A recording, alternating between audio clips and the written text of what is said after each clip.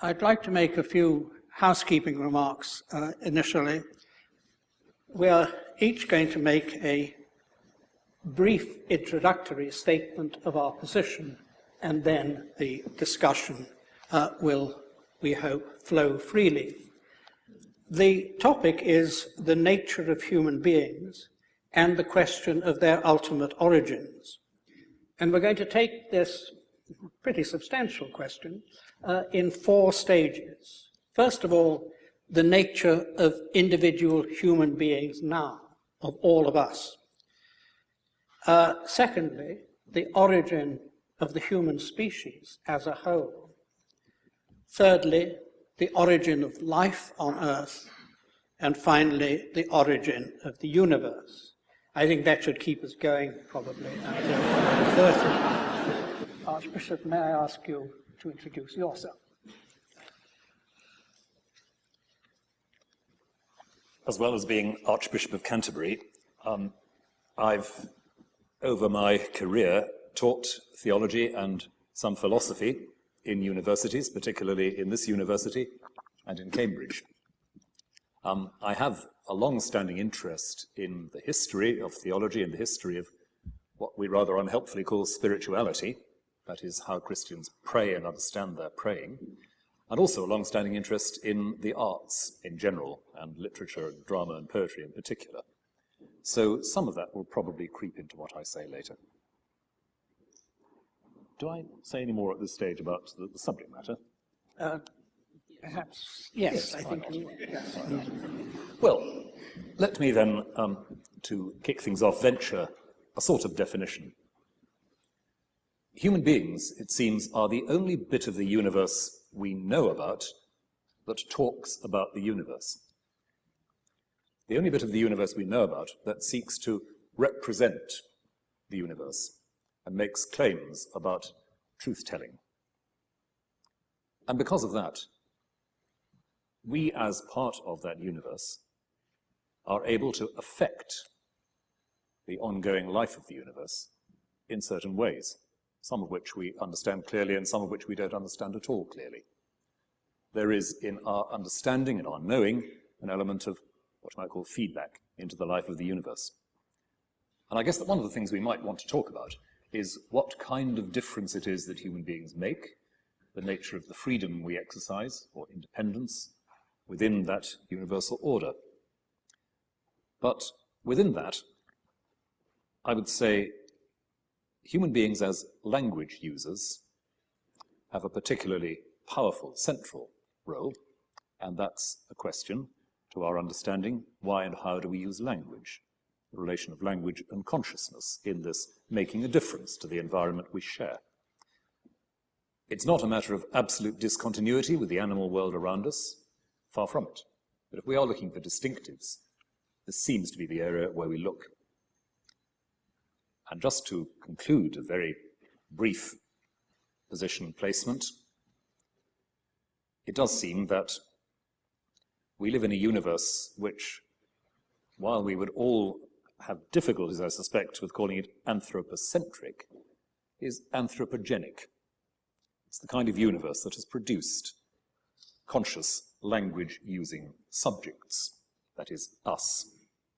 And part of what we're looking at today is exactly how we understand that, whether there is a question we can answer about the origins of such subjects in the universe. So I think I'll leave it there. Thank you. Well, first I'd like to say what a privilege it is to be discussing with Archbishop Williams. I was very interested in the way you began, and it reminded me of 2 things which Julian Huxley said. One was evolution has become conscious of itself, and he meant in humanity. And the other is a poem that he wrote, which I can't remember all of it, but it begins, "The world of things entered your infant mind to populate that crystal cabinet." And I think that resonates with what you were saying, Archbishop, about the uniqueness, as far as we know, of humanity as being capable of, as I would put it, getting a model of the universe inside our heads. and no doubt we'll come back to this idea. I think it's extremely interesting. I was singing to myself in the shower this morning, and I realized that it was a hymn. I'm a cultural Anglican. I'm not going to sing it now. I will just say it. It's a hymn that we probably all know. It is a thing most wonderful, almost too wonderful to be. I'm afraid the hymn goes off the rails rather after that point. That's very good.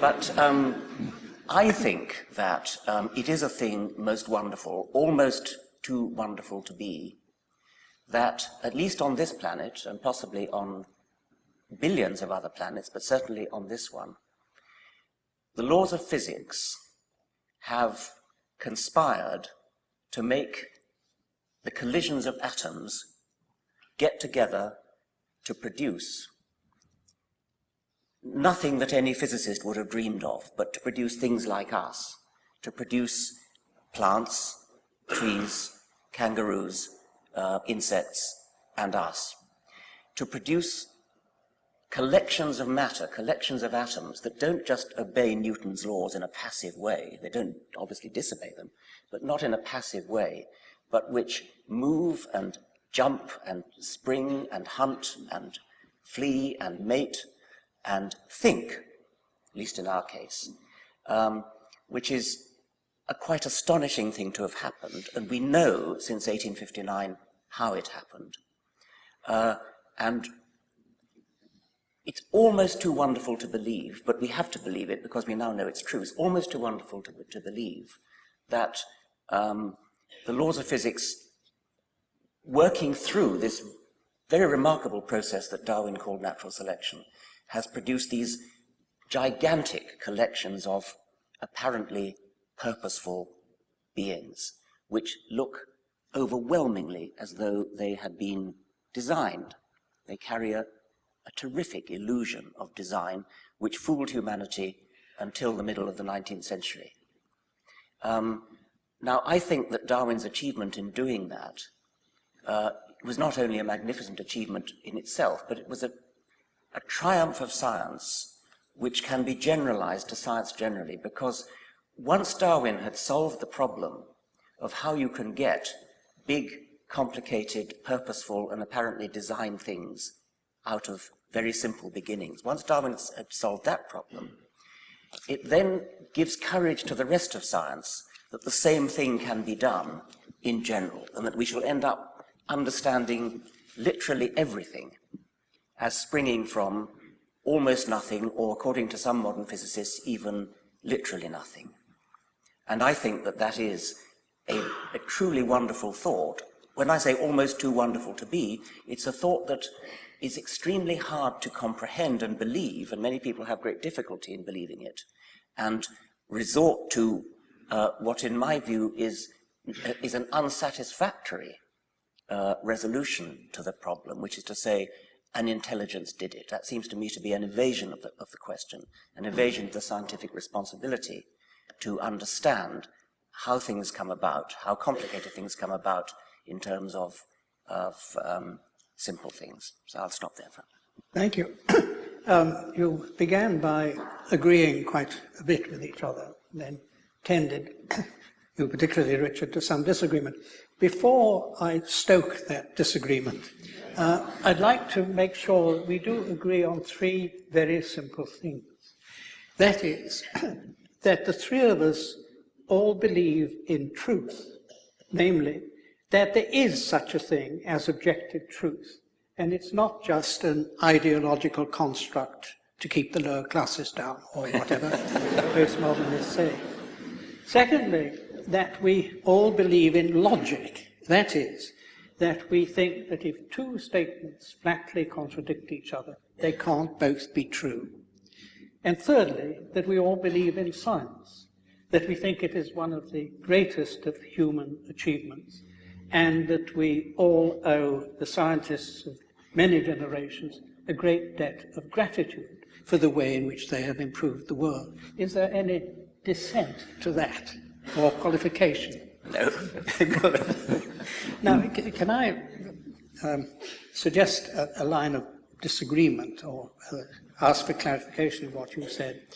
You said that the laws of physics were, of course, never disobeyed by atoms, and I'm sure that's true. You also said the laws of physics have created us. Now, it seems to me that there are two different things there. There's nobody is going to say that the laws of physics are being regularly broken. But that doesn't say that the laws of physics alone determine what happens. In a game of chess, nobody breaks the rules, but the rules of chess do not dictate the game. That, of course, is absolutely true, and the equivalent of the rules of chess would be natural selection, the process of random variation, random change in the genetic codes, followed by non-random natural selection. And it is the non-random process of natural selection filtering the random input from mutation, which ultimately creates living things. So the laws of physics are being obeyed all the time at the lowest level, and the complexity is the same sort of complexity as when you play chess, when a computer plays chess, when a computer does anything for that matter. I mean, computers are only machines in which electrons are whizzing around obeying the laws of physics, but the layers of complexity on top of that, the layers of software complexity, produce the ability to play chess or do a spreadsheet or whatever it is. And that's where one of my questions comes in. You spoke about how Darwinian selection offers a complete explanation of how we are here and why we're here. Darwin doesn't seem to me to have very much to say that helps with the problem of consciousness, which both philosophically and scientifically remains an enormous area, which I don't see very much advance in the scientific explanation of.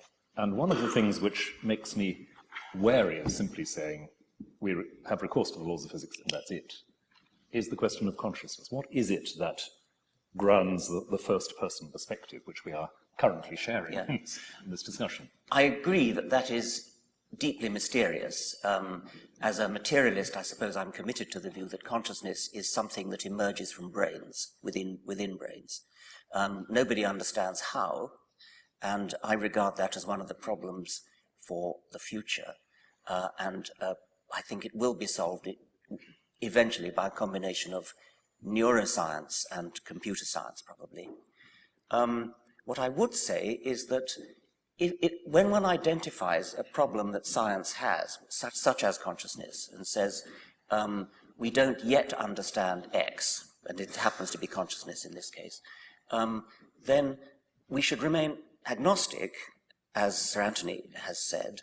What we shouldn't do is immediately jump to, I don't understand it, therefore it must have something to do with God. And I'm not suggesting that we buy in God to get us a cheap get-out-of-jail card on consciousness. But what I am interested in is what it means to say that this is the kind of universe in which consciousness will happen given these coordinates. Because it seems to me that the question is not, is there some point at which God interferes to say, let there be consciousness? The question is, does an entire universe, a system of physical law which produces something not obviously physical, does that require some context of intelligence that is not simply the intelligence of one finite? I think that's the question we're going to be discussing in our fourth stage, the origin of the universe. I'll back off. Without leaping straight to God, can I ask about the soul? Consciousness is something we share with animals. A lot of the higher animals are conscious too. So if we're talking about something special to human beings, I think it isn't consciousness. But many people have thought that human beings have special souls which are different from any animal psychic organism, and souls which are immortal. Can I ask if you think that is correct? I'd want to go in between those two poles of consciousness as an obvious fact about animal life and something called the soul, and ask about self-consciousness, about the capacity of human beings to tell stories about themselves. we are beings who tell ourselves about ourselves, ask questions about ourselves. St. Augustine saying, I have become a question to myself, as a definition of the life of human spirit. We tell jokes, we fantasize, we empathize, we even pray. All of that is an activity of self-reflexive consciousness in a way which doesn't seem to fit at the animal level, and that seems to me to have something to do with the fact that some of us believe we are capable of a relationship with that unconditional creative energy that we call God. And all of those things about our self-awareness, about our self-questioning, have their home in the context of material beings who are nonetheless capable of that sort of relation. So I'm wary of talking about a soul as if it were, as in the cartoons, you know, a rather ghostly form of the body that sort of flies away into the middle distance. And I'm happier with a tradition you'll be very familiar with, talking about the soul as the form of the body. This is how this particular kind of material being has meaning, has communicative and self-communicative capacity. And is this capacity for self-consciousness, the Aristotelian type of soul, is that created by God in each individual, or is it inherited from the individual's parents?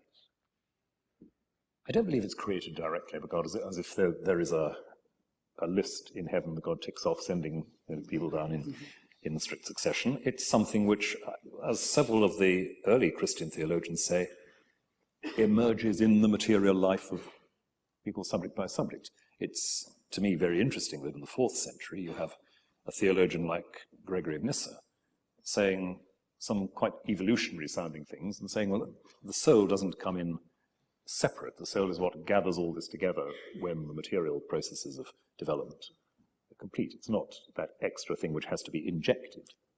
Do you believe in a soul? Well, I think that consciousness, that phrase gathering together, is possibly quite insightful about what actually happens about consciousness in the development of a baby. And I think that there's been quite good suggestions that a baby is a sort of mixture of an assortment of different semi-individuals who gradually fuse themselves together to become what we think of as our individuality, as our conscious self.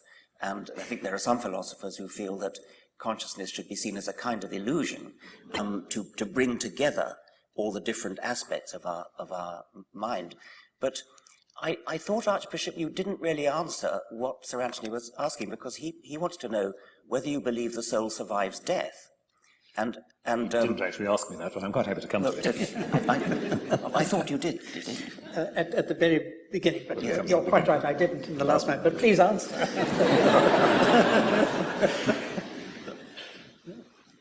The short answer is yes. The long answer would take quite a while, so bear with me a moment. What it is that we develop in self-consciousness, in relationship to others and to God, is, for myself as a Christian, something which does not simply cease on material death. What it means that it doesn't cease, what it is for that relationship with God to advance, blossom, come home, I have no idea. I have a number of images, but no idea. And the confidence that I as a Christian have about that is not the belief that there's something in me that will survive. It's a belief in the kind of God who does not terminate the relationship initiated from God's side as I develop and grow. But could I just come back very briefly on one of your phrases about consciousness as an illusion? Yes.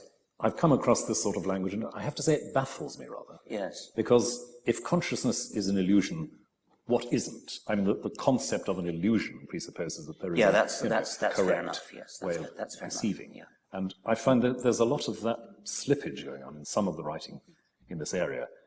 Consciousness is a mistake. But to talk about mistakes, we have to have a framework in which it makes sense to distinguish between a mistake and a correct observation. Consciousness is an illusion, but we need, therefore, a distinction between illusion and correct perception. Or even, well, I could go on, but you see the point. Yes. And to say that consciousness is something emerging to resolve the problems, if you like, of discrete ETE perception is not quite the same as saying it's an illusion. or to say with Daniel Dennett that there is no evidence for consciousness. I scratch my head profoundly of that one. I have a colleague who when one gets into this argument and they come to the point where one says, well, we don't actually have any evidence that any of the rest of us are conscious. Maybe I'm the only one who is, and so on. And he finishes the conversation by saying, I'm not conscious. The thing that really baffles me about consciousness is that I can kind of see that one could program a computer to behave exactly as though it were conscious, to pass the Turing test, and actually fool people into thinking that it was conscious. But I still have trouble believing it actually would be, and yet I think I have to be committed to the view that it would be. I think it's sad that you're committed to that view. I think it's rather sad that you're committed to that view. Well, computers are human tools. They can't even add 2 and 2 together. They are tools that are used by human beings, by human programmers. They can't even tell the time, and they wouldn't know what to do if they did. Put it another way, if I may. Computers are, I'm scientific illiterate here, computers are binary systems, essentially, aren't they?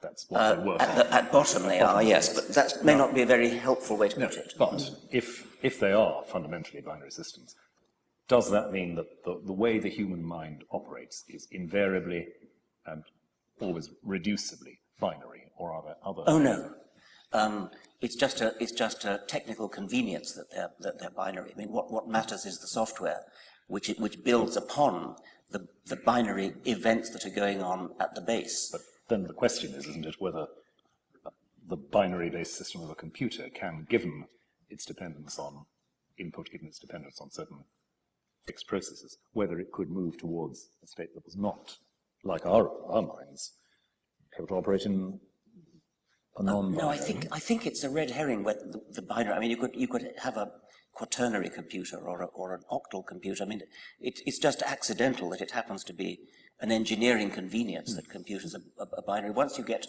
into the realm of software, you can forget about there being binary.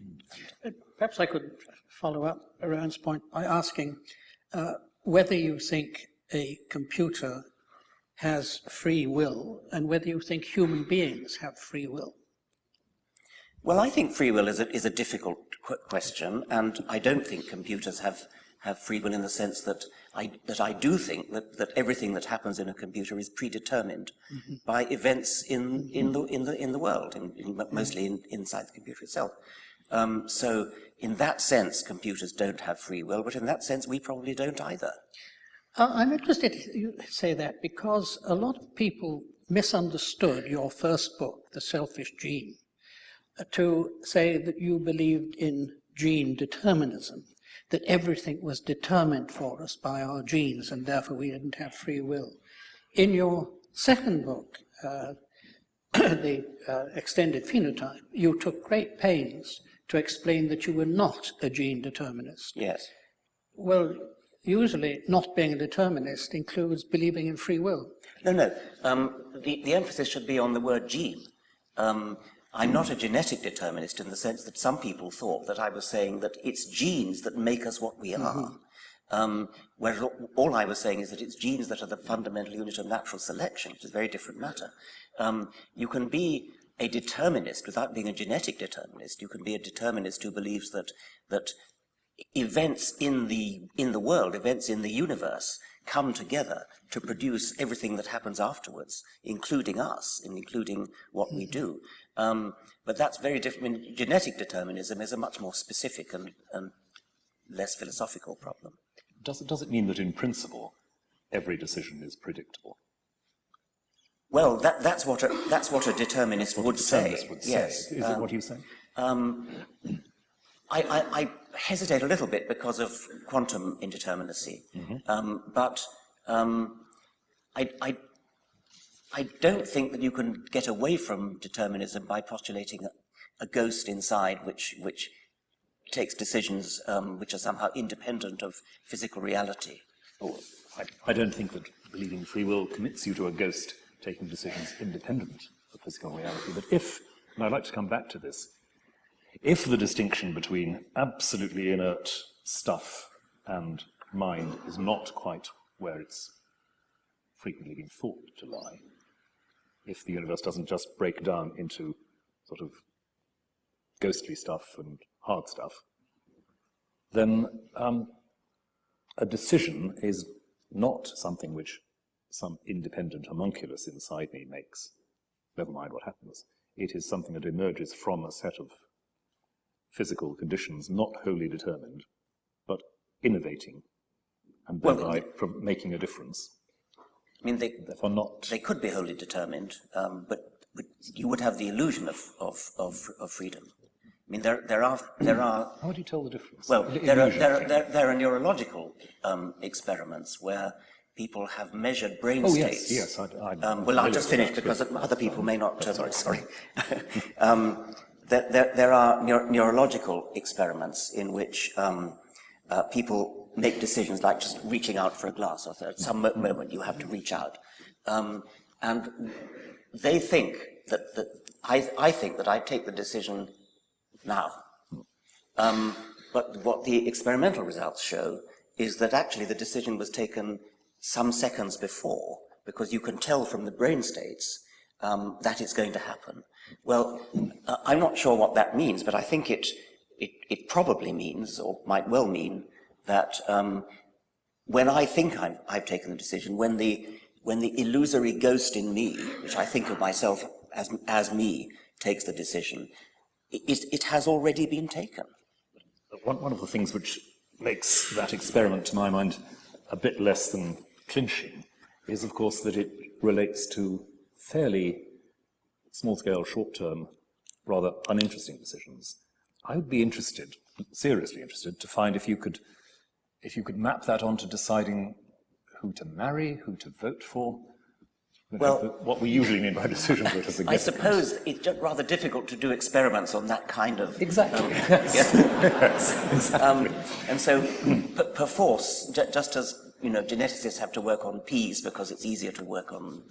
I mean, I think you have to reduce the problem down to something that's experimentally tractable. But can we bring back to our commitment to logic for a moment? Yes.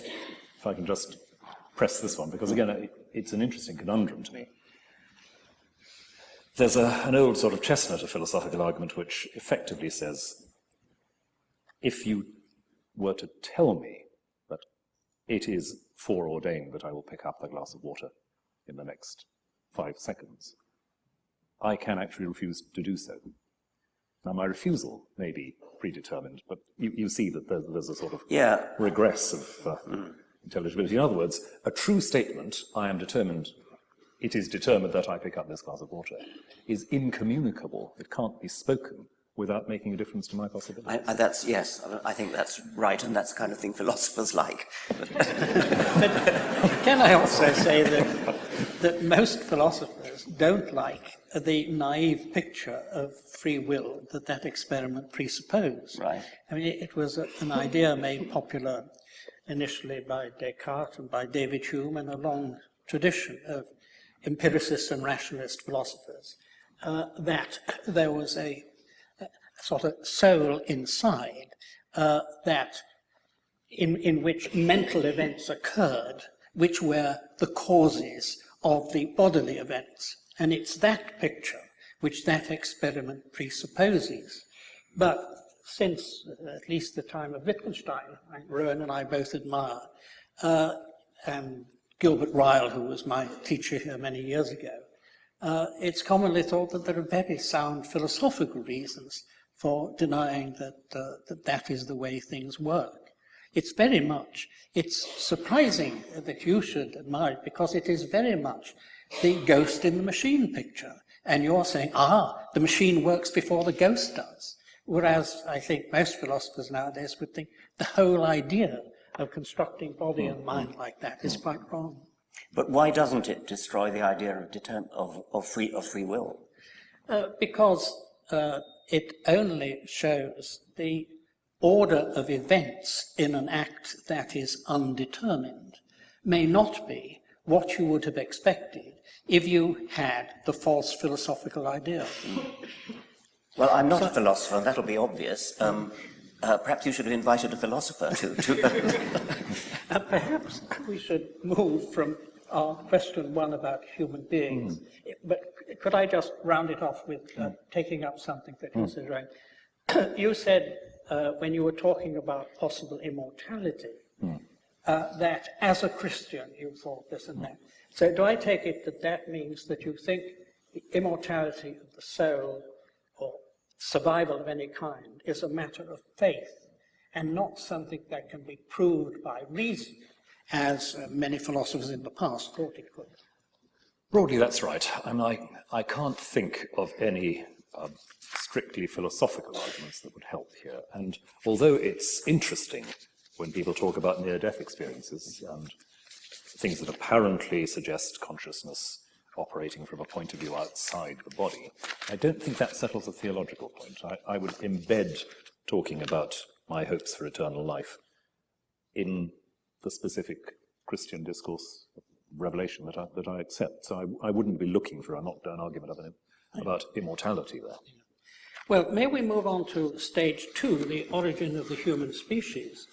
And I'd like to start it off by reading one of the questions which was sent in by Dr. Robert Gilbert, fellow and tutor in biochemistry, Magdalen College. And he says, do you think that human scientific knowledge can be wholly explained by biological evolution? Would you like to start? I don't even understand what that means. I mean, presumably he means the existence of people like you who have a lot of scientific knowledge. If he said, do I think that humans can be wholly explained by, or the existence of humans can be so, I would say yes. But scientific knowledge is something that humans have in their brains. So I suppose the answer is yes. I can't think what else you'd need to explain humans, or indeed any other animal, than biological evolution. And I presume we all accept biological evolution. Yes. I'd guess that the question might be about some of what we've just been talking about, consciousness and so forth, the capacity of a materially based mental system to represent accurately or adequately, in some sense, the structure of the universe. Is that something which biological evolution, in a strict sense, can predict? Well, I think it's very plausible that biological evolution would indeed give rise to brains which are good at analyzing things, good at synthesizing things, and good at packing knowledge away. But it's undeniable that the human brain does things which are far beyond what you would expect of a creature that merely has to survive in the Pleistocene of Africa and hunt wildebeest and find waterholes and things. So there are strong emergent properties in the human mind which arise, presumably, because in order to build a brain that is good at surviving in a certain way in a mundane world, it's rather hard to build that brain which is not automatically capable of doing more advanced things, such as mathematics and philosophy, in rather the same way as computers were originally designed as calculating machines. And then without any modification, it turned out that they're also very good at playing chess and drawing pictures and doing all the other things that they do. I find that very interesting, because you're suggesting there that the brain, in order to do the job in the evolutionary niche that it has to do, has to have a capacity in excess of the merely functional problem-solving niche-based. Yes. Or if not has to, at least a way of life was discovered by our species in which it did. You know, other species do it differently, of course.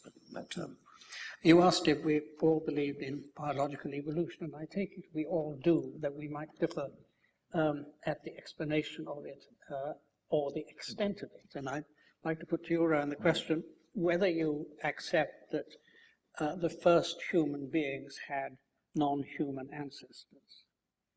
Yes, I do. And do you think that there was any divine intervention at the point when the first humans evolved from their non-human ancestors? Well, I think there's, from where I start. There has to be a point in the story at which the proto-human becomes conscious of what I'll call in shorthand a call from God or an address from God. Again, I'm wary of saying God somehow bends down and tinkers with the machinery, but that there is a point, if you like, implicit in the whole process from the beginning, a point at which it will be possible for that proto-human to be conscious in another way, including the consciousness of the divine. And that, I would say, is the beginning of what I would regard as humanity in the image of God. I have a problem with the very idea of the first human. I think there never was a first human, in fact. I mean, because it's all a gradual change. And, I mean, perhaps I could ask Archbishop, I mean, do you think there was a moment when, as it were, the last Homo erectus parents looked down fondly at their baby, which was the first Homo sapiens?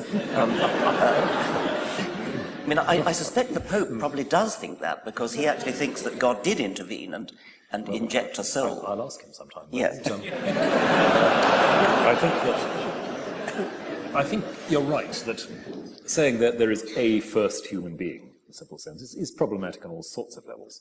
But the point at which I would want to begin to call such a being recognizably human, put it the other way around if you like, is the point at which I would see that evidence of a self-awareness and God-awareness. Now, I haven't access to that. I don't know what was going on in the mind of the Homo erectus, Homo sapiens crossover period. But that's what I would have to say. Don't you think that that self-awareness, it might itself have been a gradual sort of emerging thing rather than a sudden... I mean, people do experiments on chimpanzees, which they call self-awareness experiments, where they put lipstick on the cheek or something and see whether the chimpanzee, when it looks in a mirror, says, that must be me, and starts to do that. Well, that's one attempt that experimental psychologists have made to investigate self-awareness. I should have thought there is self-awareness way before you would even start to call it human. I was going to ask about this blurring between the two. Does that mean that there is not a point when a new species emerges? I think so, yes. I mean, there may in some special cases be a macro-mutational step, where this happens in plants especially, where a new species just suddenly comes into existence and is instantly incapable of interbreeding with the old one. But in animals, I think generally it's not the case that there's a sudden moment when a new species comes into existence. So there's going to be happy interbreeding between not quite humans. Well, let's humans. Suppose we did a thought experiment in which we could go in a time machine back to anywhere we like in history, in evolutionary history. Then you would gradually have a fading out of the ability to interbreed as you go further and further back. Mm-hmm. So if you did the thought experiment of hopping backwards in, say, 100,000-year steps in a time machine, and at each time you land and you take on board one passenger, and you cart that passenger back another 100,000 years, and then you see whether you can interbreed with the chaps that you meet when you get there. I'm suggesting that maybe 100,000 is too long, maybe 10,000 years. That every 10,000 years stop, the most recent additions to the passenger list will always be capable of interbreeding with the next lot, and probably the next but one. But that there comes a point when the next but 10, for example, can't interbreed, and it's a gradual fading out of ability to interbreed. And interbreeding, by the way, of course, is the standard criterion for members of the same species. You don't have any problem with language emerging by natural selection? Well, that's very interesting because language, true syntactic language, as opposed to the many communication systems that non-human animals have, recursive, self-embedded syntactic structures. That seems to be uniquely human. And I had always supposed by that... recursive syntactic structures, you mean having words in it like if, not? That's right, yes. The adjective noun or the adjective noun, which adverbly verbed in the verb of the noun, all that sort of, which no other species can do.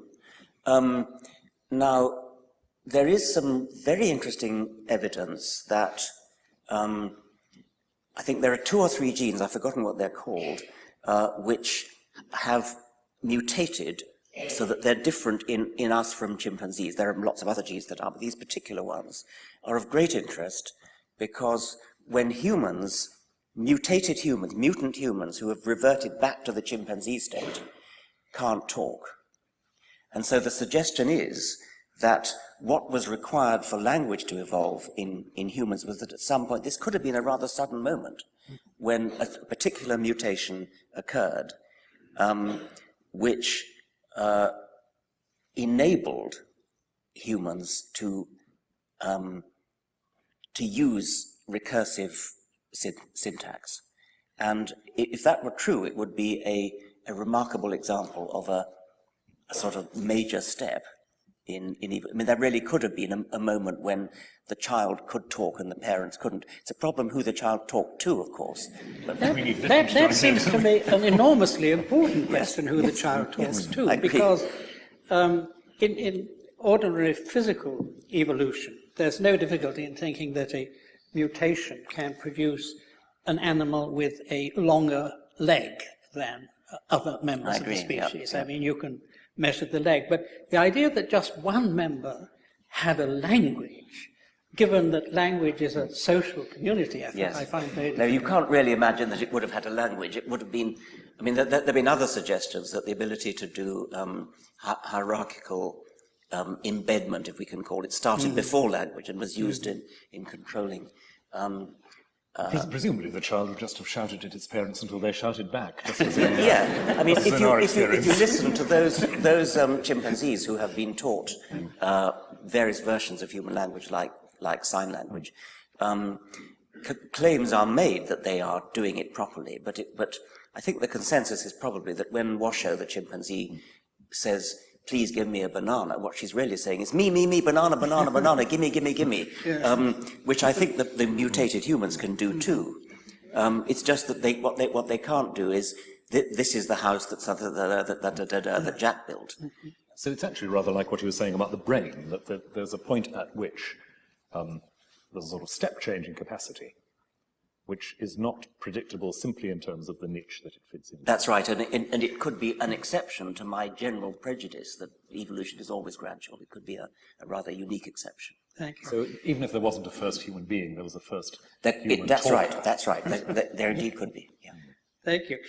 Before we leave the question of the origin of the human species, I'd like to read out one more question from the floor from Isabel Richards. It goes like this: human beings are immensely imperfect, with so many of our potentialities unrealized. Are these failures of evolution, or are they failures of design? I imagine the first alternative is a question to you, and the second to you. Well, there are numerous imperfections in not just the human body, but in many animal bodies, and they are extremely revealing because they are, I mean, they won't surprise anybody on this platform, but to an American fundamentalist creationist, they're quite worrying because they're things that no designer could possibly have perpetrated. I mean, things like the recurrent laryngeal nerve, which is there's a branch of the cranial nerve, and it goes to the larynx. But instead of going straight to the larynx, it goes way, way down into the chest, and then loops round one of the main arteries in the chest, and then goes back up again, which in a giraffe is a detour of about 15 feet. So this has been often quoted as an example of imperfection.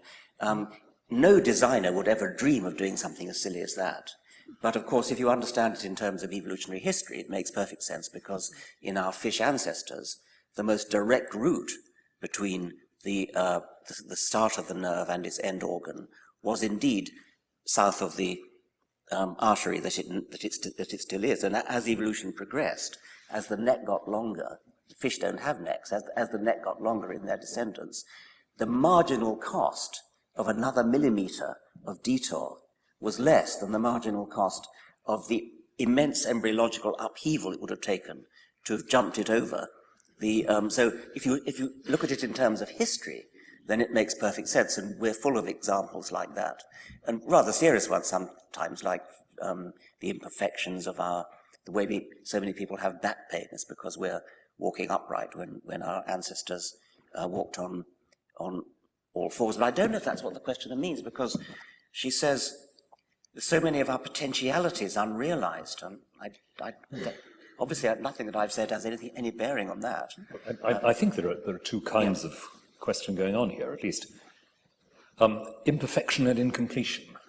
Unrealized potentiality is about incompletion, isn't it? It's about the fact that there are things we might, as individuals or even as a species, conceivably do, but we can't or don't. And I don't see that that's a matter of failure, because in any system where we grow through time and develop through time, whether as individuals or as species, that's just part of what it is to be temporally conditioned, to live in time, one thing after another. Failure is, I think, another kind of question, isn't it? And it's the apparent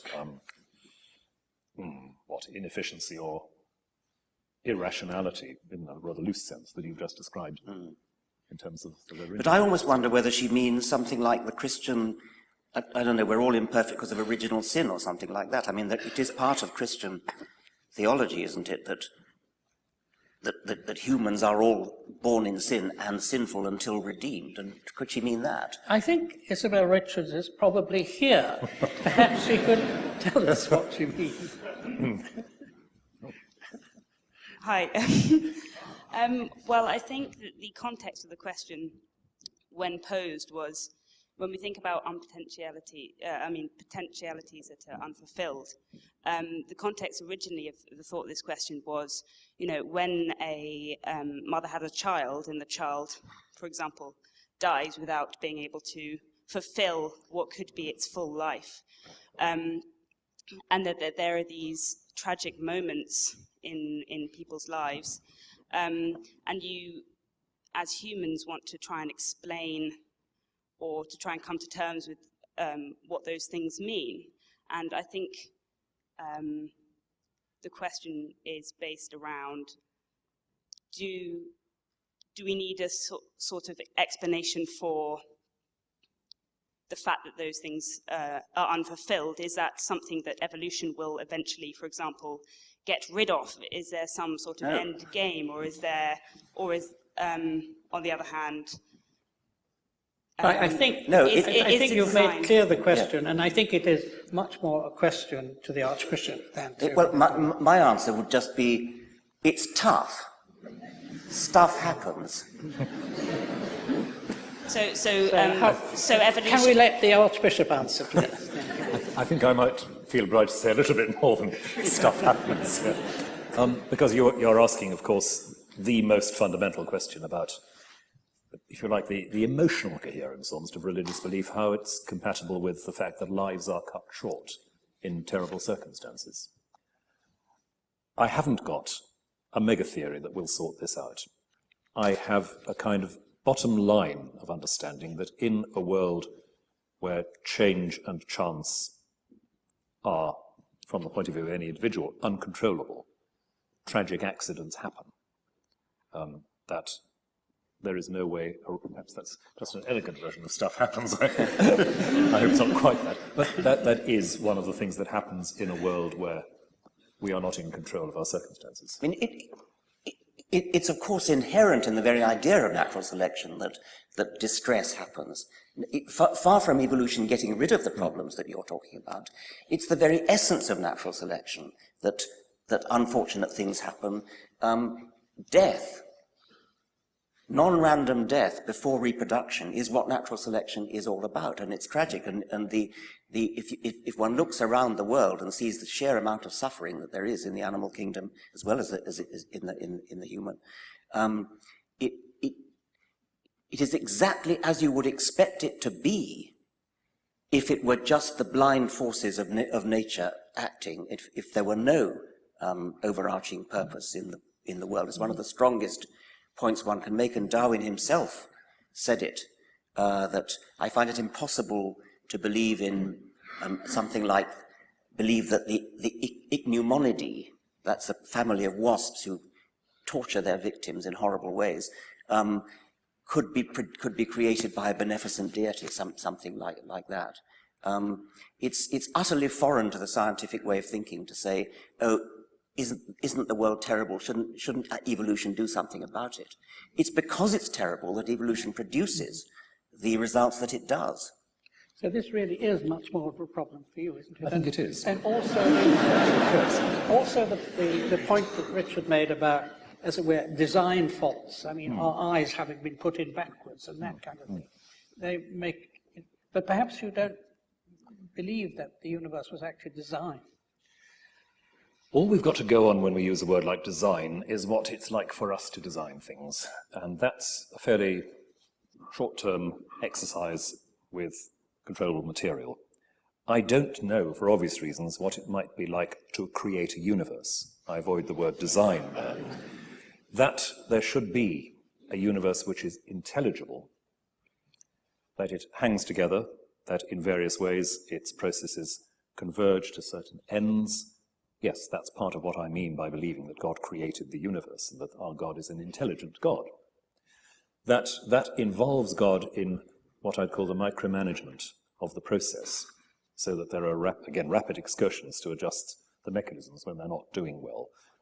That I find very difficult, because it runs straight into the worst, morally the worst kind of case that you're talking about. If God can do that, why doesn't he do it more? Can we move now on to our third topic, the origin of life? How did life originate on Earth? And it seems clear that the origin of life can't be simply explained in Darwinian terms, because Darwinian explanation assumes true breeding populations. Yes. So this seems to be rather more of a difficulty for you than it is for Yes. the... That's of course true. Natural selection explains an enormous amount once it gets started, but it can't start until you've got genetics. And so there has to be a kind of protogenetics before there's life, meaning that there has to be self-replicating molecules, is probably the best way to put it. And so the whole enterprise to understand the origin of life is an enterprise to imagine what it was like in the sea, probably in the sea anyway, in the world, before there was life, when there were molecules bumbling around and self-replicating molecules that made copies of themselves came into existence by sheer luck.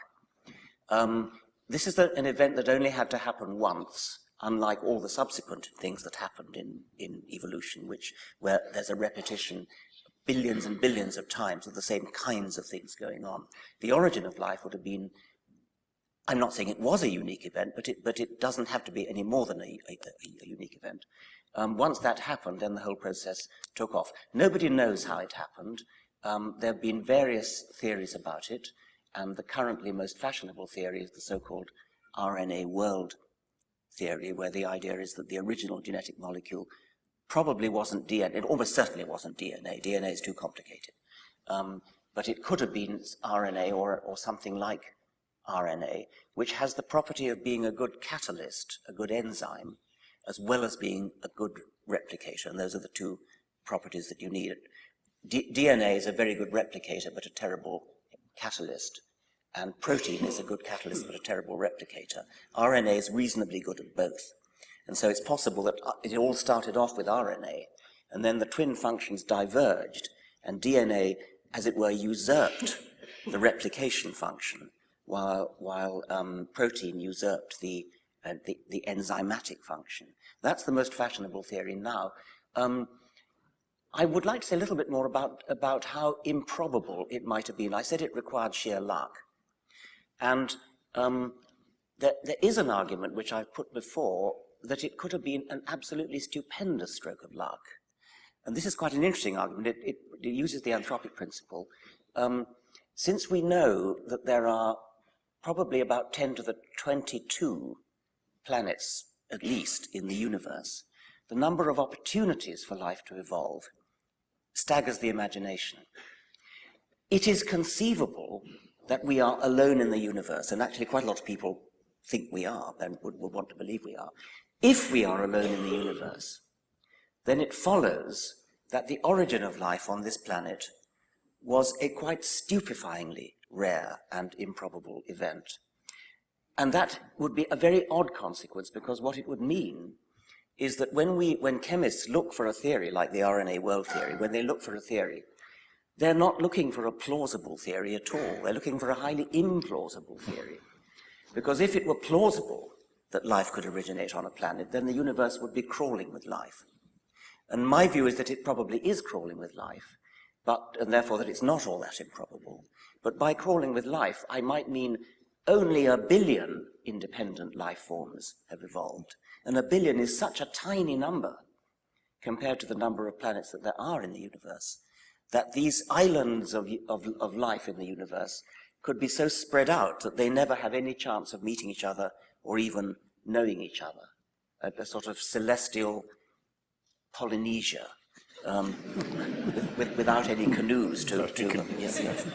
Richard, in several of your books, you've shown enormous ingenuity in proving that things which seem astronomically improbable are not astronomically improbable. But it seems to be a big step to move from saying that something was not astronomically impossible, so it actually happened. I mean, it's not astronomically impossible that the roof of the Sheldonian should fall on you in a moment's time. But I don't think that means it's going to happen. No. But remember that it only has to happen once in the history of and it only has to happen on one planet in the universe, and this is where the anthropic principle comes in. Could you explain to people what the anthropic principle is? If it's such an improbable event that it happened in only one planet in the universe, then that planet has to be this planet, because here we are. And that's the anthropic principle. When you say had to be this planet, what kind of necessity are you talking about? I mean, philosophers distinguish between metaphysical necessity and epistemic necessity. Epistemic necessity is the opposite of epistemic possibility. Something is epistemically possible if, for all we know, it might be true. But that doesn't mean that something is epistemically necessary, therefore means that we know it is true. But that doesn't mean that it was necessary in advance. I think you somewhere give an example yourself of somebody who's put before a firing squad of 10 marksmen, and they all miss. And people say, well, there must be some explanation for that. And he said, oh no, it had to be that way because I'm still here. Yes. That doesn't seem to be a very good argument. That's the example of John Leslie, isn't it? Yes. No, the way I was using it, I don't know the words epistemic and so on, so I'm not going to use that. But there are so many planets in the universe that we are allowed to postulate a theory of the origin of life which has only a very, very, very low probability of happening. And the reason we're allowed to do that is that we are here on a planet where it manifestly happened. Because we're here, we're thinking about it, we're talking about it. So if it's true, I don't believe for a moment it's true that there's life on only one planet in the universe. But if anybody here wants to say there's life, that this planet is unique in having life, then they are entitled to do so because we know it happened here, we're sitting here talking about it. Therefore, if this planet had to be, with hindsight, it's not a necessity in advance, it's with hindsight, had to be the one where it did happen. I think John Leslie's argument is a little bit different. I don't think that applies to this. I think we will be coming back to the anthropic principle when we're talking about the origin of the universe. Yes. But before we do that... Sorry, just come back on one interesting question about the, what you call the protogenetics or the yes. pre-genetics. Is that as much as to say that even before we have a genetic scheme, we have the transfer of information. Yes. To put it Yes. rather crudely. And that, if you like, turning back your own point about the origins of humanity, there's no point in the universal story where we can say there is no information. I think that might be one of the places where you would want to suggest that there was a sudden moment when something happened. Information in this context would mean that there are self-replicating entities, but there is more than one kind of them. So it's not enough just to have a self-replicating entity which makes infinite numbers of copies of itself, because then you don't get competition, you don't get variety. So it has to be something like DNA, probably nothing like as complex as DNA, but something like DNA where information means that there's heterogeneity in the types of entity that there are, and each type gives rise to its own type, with an occasional possibility of a mistake, which then increases the number of different types that there are, which therefore allows for the possibility of competition between them, where competition means very precisely competition to become more numerous in the population of such entities as compared with others. And I think that had to be the first step. Nobody knows, and it's a very, very difficult problem, how something like the triplet code of DNA arose. It's often described as possibly a frozen accident, that once the triplet code had arisen, then it couldn't be changed, because any change would be completely, immediately disastrous, catastrophically disastrous. But how the triplet code arose, I think, is a mystery waiting to be solved. I mean, just as I think I said at the beginning, we would have to say this is an anthropogenic universe in the sense that it's thrown up us. Is there then a sense in which we have to say that the universe is necessarily an information-generating system? I think it's a very interesting point to suggest that the universe is an information generator. I mean, I wouldn't bring us into it. I mean, it throws up kangaroos as well. Yes, I think it would be fair to say that natural selection generates information. Yes. Pushing a bit further back, though, which okay. Well, maybe that's the next. Maybe that's the next thing. We're just about to move on to the origin of the universe, I think. But there's a bridging question here from Berry Billingsley. It says, surely, if the truth is that the universe is billions of years old and life evolved, it would have been better when the Bible was written to say nothing about how humans began. Did the writers essentially get it wrong? It's probably one for me, isn't it? I can't imagine that the biblical writers were, if you like, faced with a set of options, including telling the truth that the universe is billions of years old and saying, oh, that's too difficult. The writers of the Bible, inspired as I believe they were nonetheless not inspired to do 21st century physics. They were inspired to pass on to their readers what God wanted them to know. Forgive the naked theology here, but I might as well come clean. And that means reading the first book of the Bible. What I look for is the basic information, in a slightly different sense from what we were talking about just now. The universe depends on God and God's freedom. Humanity has a very distinctive role in that universe, and from the first measurable moment, humanity has made a rather conspicuous mess of that role. That's where the Bible begins. That's what I need to know, so to speak.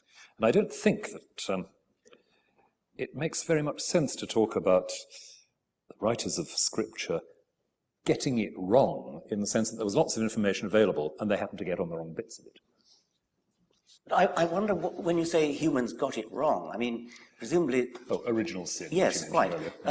But I'm baffled by the way sophisticated theologians who know perfectly well Adam and Eve never existed still carry on talking about it as though it had some profound wisdom to impart to us. in an allegorical sense, or I mean, that I presume is what you mean. Pretty much. It's, again, something which isn't just a 21st century invention, but it's a way people have read Genesis from very early on. But I don't understand why you really bother, because when you think back to who wrote Genesis, they were not, there's no reason to think that they possessed any particular wisdom or knowledge. Why would you want to waste your time reinterpreting Genesis to make sense of it in the 21st century? Why not just stick to 21st century science? If I want to answer 21st century scientific questions, then I stick to 21st century science. If I want to understand my moral and spiritual position in the universe, I reserve the right to go back to Genesis. Yes, but why don't you then talk about moral and spiritual problems as you wish to talk about them? How does it help to go back to what somebody wrote in whatever it was, 800 BC? Well, presumably, Rowan thinks that in a certain sense they were written by God, not by these humans. I mean, and since he has been sporting enough to bring God into the discussion, you, I think, Richard, believe you have a disproof of God's existence. No, I don't. You were wrong when you said that. I constructed in the God delusion a 7-point scale, of which 1 was I know God exists. 7 was I know God doesn't exist, and I called myself a 6. Why don't you call yourself an agnostic then? I do, but I think it's a. You are described as the world's most famous atheist. Well, not by me. Not by me. But can I ask you to right, spell out your argument? 6.9. Your Boeing. But you have your Boeing 747 argument to show. I mean, highly improbable. I believe that when you talk about agnosticism, it's very important to make a distinction between I don't know whether X is true or not, therefore it's 50-50 likely or unlikely, and that's the kind of agnostic which I'm definitely not. I think one can place estimates of probability on these things, and I think the probability of any supernatural creator existing is very, very low. So let's say I'm a 6.9. But that still doesn't mean that I'm absolutely confident, that I absolutely know, because I don't. But I was asking for your reasons for the high probability. Okay, the reasons for the high probability are that complicated things that appear to be designed, don't just happen. They, as Darwin showed us, and this is what I meant right at the beginning when I said that Darwin's achievement gives us confidence. And the confidence that he gives us is because he showed how you can go this wonderful thing, almost too wonderful to be true, this wonderful thing that you can go from extreme simplicity, where there is no design, where there is no complexity, and after 4 billion years, you end up with us. And that's an explicable process, it's an understandable process, we understand it, it works. Now that's an astonishing thing to have happened. If you then go back and say, oh yes, but I expect there was a God at the beginning anyway, I mean, that completely undermines the whole rationale for doing it. Why bother to do it if you're going to, having explained how it took 4 billion years to develop complexity and the illusion of design? It's a betrayal of everything that science stands for to suddenly go back and say, oh yes, but there was a God at the beginning anyway who started it all off, or something of that sort. Consciousness is part of it. Intelligence, design, complexity, the elegance of life, all these things come late in the universe. They come after a long period of billions of years of evolution. It took 4 billion years on this planet. We don't know how long it took on other planets, if there are. But it's not something that just happens. That's the Boeing 747 argument. But I thought your Boeing 747 argument was that complexity can only be produced by, that a God could only produce the whole evolutionary story if it was more complex than the whole evolutionary story. Well, I don't think it would have to be more complex, but it certainly couldn't be simple anyway. It would have to be, I mean, if we're asking God to be capable of designing the laws of physics, minimally designing the laws of physics, let's say, twiddling the knobs to get the universe's fundamental constants right in order to produce a universe, perhaps dealing with the chemical events of the origin of life. So he's got to be at least as complicated enough to do that. And he's got to forgive your sins and listen to your prayers and all that kind of thing. Don't we That's have not to, a simple creature. don't we have to distinguish between two senses of complexity Yes. and of simplicity? There is complexity of structure and complexity of function. Now, traditionally, theologians have said that God was simple, that is to say, he had no structure, he was not spread out in space and time. But of course, in saying that he was omnipotent, they said that he had an enormous number of powers, an infinite number of powers. But there is a distinction between complexity of structure and complexity of function. Take my electric razor. It is a much more complicated machine than a cutthroat razor. The cutthroat razor is simple in structure, but it has more complex powers than the electric razor, because the electric razor could only be used to shave a beard, whereas the cutthroat razor could be used to cut a throat. Indeed, you needn't even have a cutthroat razor. You just find a stone, a flint, and I really don't see what you're saying. I mean, you cannot That's be distinct from serious. two senses of simplicity. Can I have a go? Yes, please. Yes. Yes, you three are, you can do better. Not that I know much about razors, but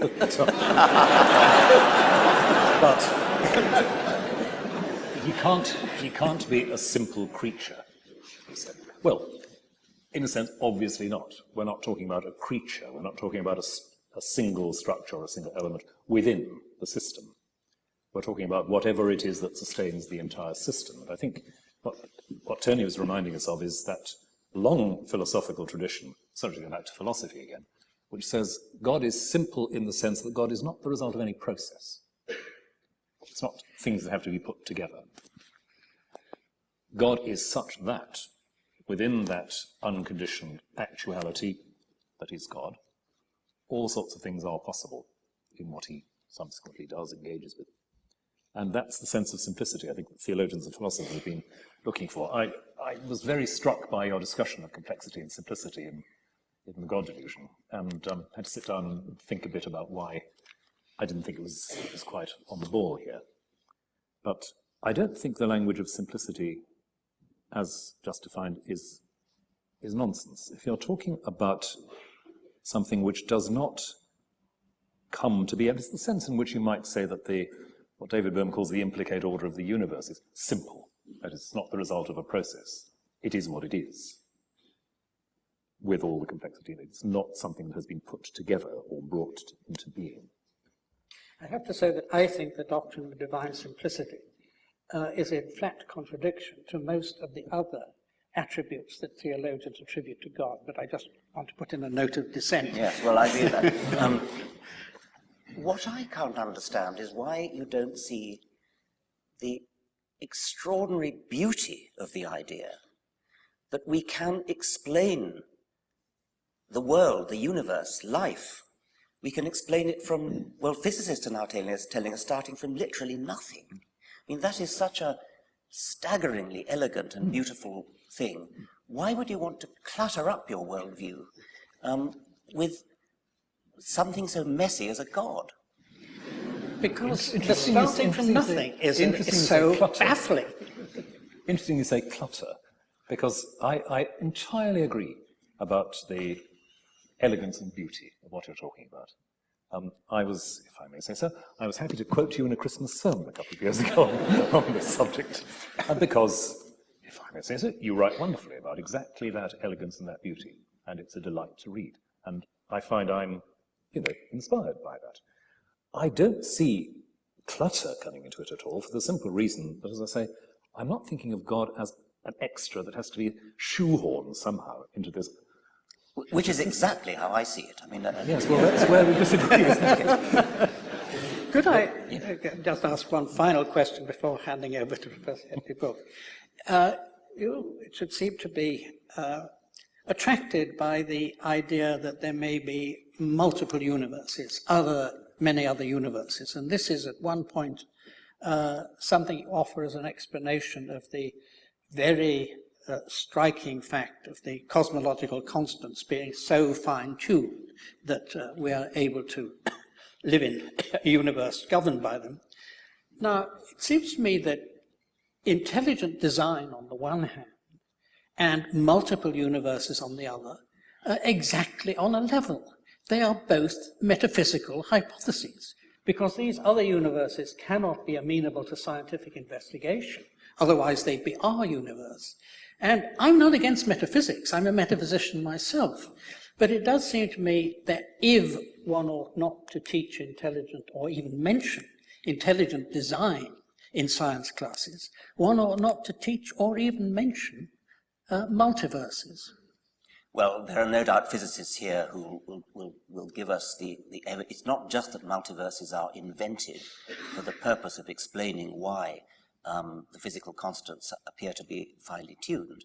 There are other reasons for postulating multiverses. It's a kind of analogous situation. I mean, I can deal with the anthropic principle at a planetary level, which is what we were talking about before, where we said that there are so many billion planets, and therefore we can make inferences about the improbability that we are allowed to entertain in talking about the origin of life. It's a parallel argument that's used with the multiverse, where the universe that we're in appears to be finely tuned according to some views. Not all views, by the way, not all physicists accept that. And therefore, in a rather analogous way to how I use planets, there are some physicists who postulate many universes in which each universe has its own versions of the physical laws and constants, and then by the anthropic principle again, we have to be in the kind of universe which is capable of giving rise to us, and therefore it's no surprise that we are. That's only one way in which physicists deal with that question. There are other ways that other physicists do. I think we're about to have to wind up. I just ask you, Rowan, if you would like a final word before we ask Professor Brooke to... I'd love to talk more about the universe and multiverse question, but if I could just go back for a moment to the clutter question. Because I do think you've put your finger on one of the things that does seriously divide us. For me, the elegance and the beauty you talk about is an elegance which is, if you like, simply framed by the sense of a God who is, if you like, let's call him the combination of love and mathematics for these purposes, producing this sort of elegance, eternally, unconditionally. And I feel for that vision of the universe in the hand of God very much as you feel for what you've been talking about in terms of the elegance and beauty of the scientific explanation. That is, for me, at least as much worth contemplating, enjoying, not just investigating, but enjoying, as the scientific picture you've sketched. Thank you very much. Thank you, Richard. I think Professor Brooke is going to say a few words to close the session. Chancellor, guests, colleagues, ladies and gentlemen, as joint convener of Oxford Sophia Europa Group, I'm honoured to propose this brief vote of thanks to our distinguished speakers. They've surely met our highest expectations for serious dialogue on a subject that in the blog sphere so often attracts the angry and the opinionated. Charles Darwin declined to discuss humankind in his Origin of Species, declaring it a subject too riven with prejudice. In a culture that now contemplates the prospects for post-humanism and transhumanism, prejudices still abound. How refreshing, then, to witness an engagement of the quality we've experienced this afternoon. And how appropriate that it should have taken place in a university with which each speaker has been intimately associated, and where the proper study of humanity requires the insights of many disciplines. As a historian of science, I might perhaps be permitted a moment's reflection on how high-profile events of this kind leave their mark. As with the debate between the Bishop of Oxford, Samuel Wilberforce, and Thomas Henry Huxley, such events produce delicious anecdotes and later mythologies that shape public opinion long afterwards. When a former Archbishop of York, Dr. John Hapgood, once engaged with Professor Dawkins, a newspaper headline the following day famously read, "Apes have souls too, says primate."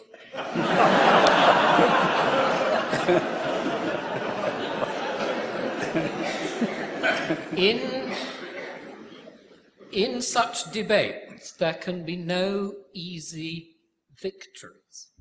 Of that contretemps between Wilberforce and Huxley, it was reported at the time that each had found a foe worthy of their steel and made their charges and countercharges very much to their own satisfaction and the delight of their respective friends. This afternoon, we've been privileged to hear 3 interlocutors even more worthy of their steel. Their contributions will surely have pleased their friends, but they've done far more than that in enriching our understanding and in probing those fissures between theism, atheism, and agnosticism, even if all 3 were voted 6.9. We should thank all in the university who have planned this event and made its realization possible. And please show your special appreciation of our generous speaker,